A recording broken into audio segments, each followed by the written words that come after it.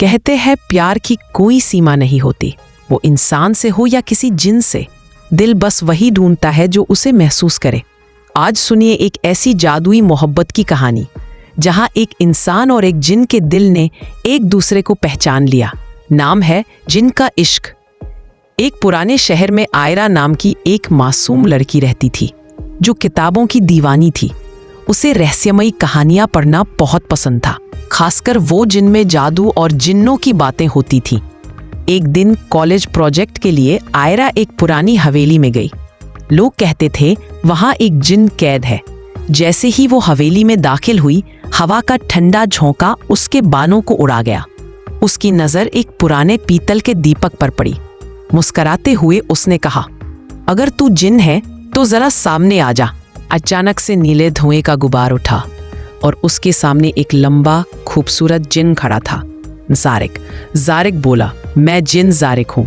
तुमने मुझे 1000 साल की कैद से आज़ाद किया है। अब मैं तुम्हारी 3 इच्छाएं पूरी कर सकता हूँ। आयरा डर तो गई, लेकिन जारिक की आंखों में कुछ ऐसा था जिससे उसे डर नहीं लगा। उसने मुस्कुराते हुए कहा, मुझे कुछ नहीं चाहिए, बस ये हवेली थोड़ी कम डरावनी बना दो। जारिक ने हाथ घुमाया और हवेली फूलों की खुशबू से महक उठी।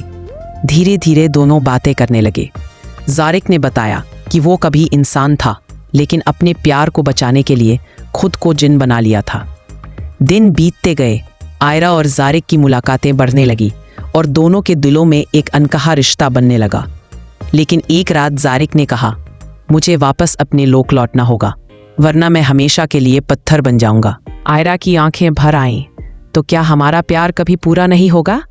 जारिक मुस्कुराया और उसकी हथेली पर एक नीला तारा रख दिया। जब भी तुम इस तारे को छुओगी, मैं तुम्हारे पास रहूंगा।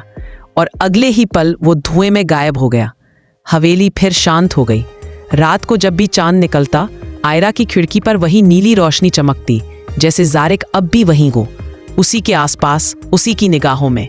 कहते हैं सच्चा प्यार अमर होता है। वो जुदाई से नहीं मिटता, बल्कि हर याद में और गहरा हो जाता है।